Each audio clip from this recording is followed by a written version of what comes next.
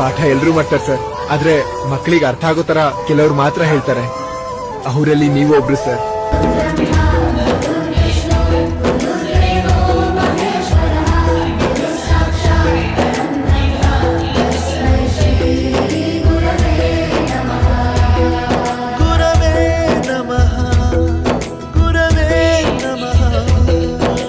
ಬಳಪ ಹಿಡಿದ ಭಗವಂತ ಇರುತ್ತಾನೆ ನಮ ಸುತ್ತ, ಅವತಾರ ನಾನಾ ರೂಪವೋ.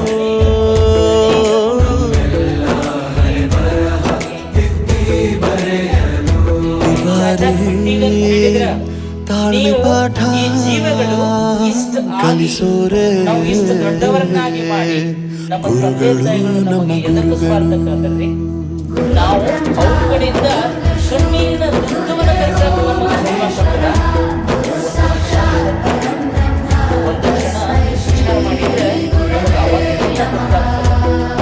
ಜಗತ್ತಿನಲ್ಲಿ ನಿಸ್ವಾರ್ಥ ಸೇವೆ ಅನ್ನೋದು ಇದು ಒಂದೇ ವೃತ್ತಿಯಲ್ಲಿ.